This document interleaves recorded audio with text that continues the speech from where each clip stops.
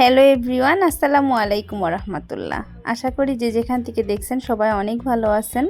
আলহামদুলিল্লাহ, আল্লাহর রহমতে পরিবার নিয়ে আমরাও অনেক ভালো আছি। বরাবরের মতো আবার সকালবেলা চলে আসলাম রান্নার কাছে।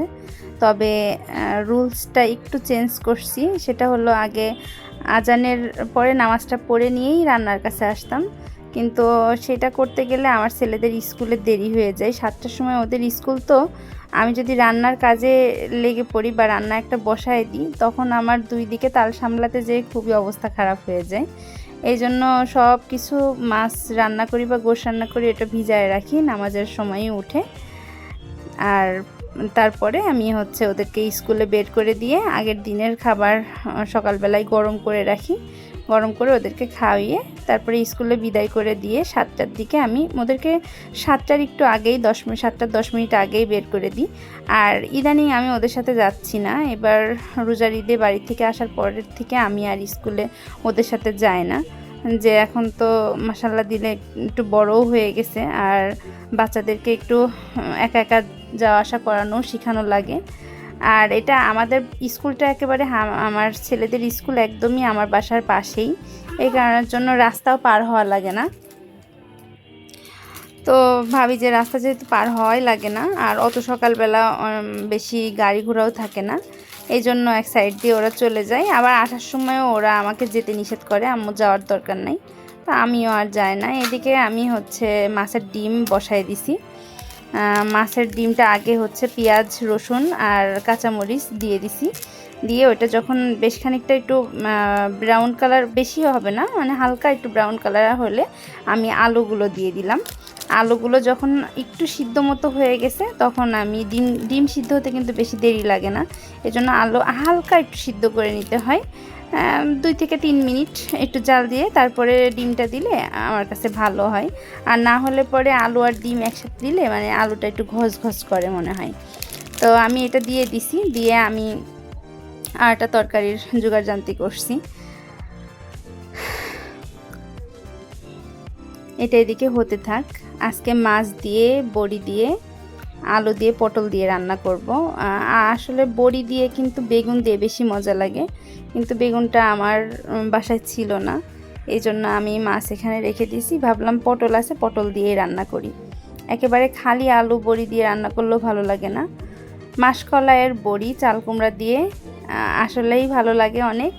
আপনারা কে কে পছন্দ করেন অবশ্যই কমেন্টে জানিয়ে যেন। আমাদের যখন শীতকাল আসে, শীতকালে আসলেই আমার শ্বশুরবাড়িতে ধুম লেগে যায় বড়ি দেওয়ার। আমার মেজোজা দেয়, আমার শাশুড়ি দেয়। তারপরে আমি চিন্তা করছি যে আল্লাহ যদি বাঁচায় রাখে সামনেবার পর্যন্ত, তা আমিও আমার বাসার ছাদে চেষ্টা করব। আমার বাসার ছাদে আমি ইচ্ছা করলে দেওয়া যায়। আমাদের যে আপাকে ডাকলে আপা মাঝে মধ্যে এসে আমাকে হেল্প করে, সেই আপাকে ডাকলে ইনশাল্লাহ আমি পারবো। কিন্তু সমস্যা হলো আমার ছাদে খুবই নোংরা অবস্থা। একদিন ছাদের ভিডিও আপনাদের সাথে শেয়ার করব।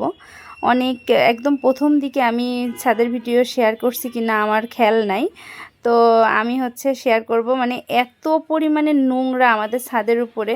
আমি বড়িগুলো হালকা ভেজে নিয়েছি, আমার কিন্তু ডিম রান্না হয়ে গেছে কমপ্লিট। এদিকে আমি বড়ি হালকা করে, বড়ি যদি বেশি ভাজা হয় তাহলে কিন্তু ভালো লাগে না, হালকা আছে অনেকক্ষণ ধরে ভাজতে হয়।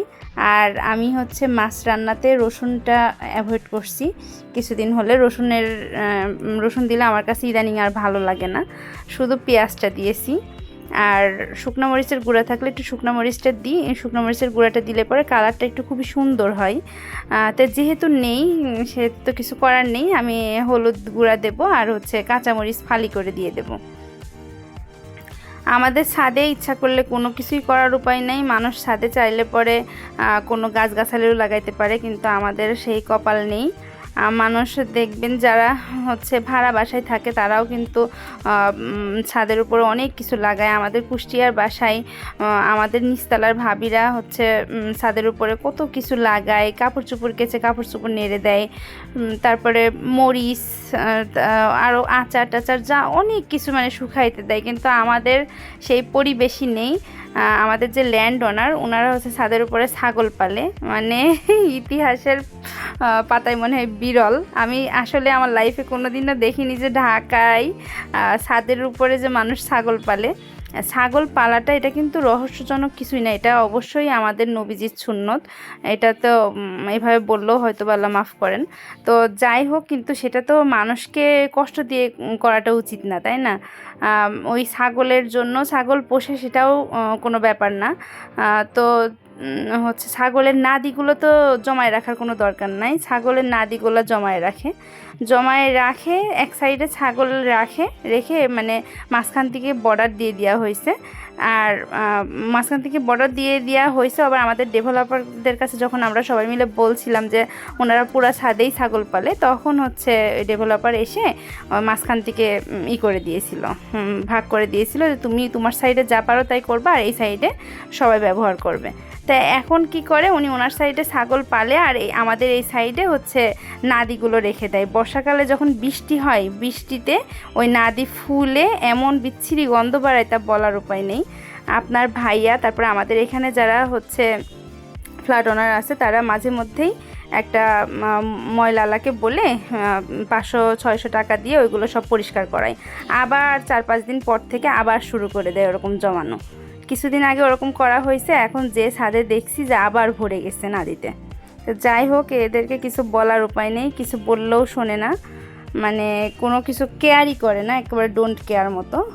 তো সবাই ভালো থাকুক এটাই দোয়া করি। কিন্তু মানুষের পাশাপাশি থাকতে গেলে, বসবাস করতে গেলে অবশ্যই সবার সুযোগ সুবিধা দেখা উচিত আমি মনে করি।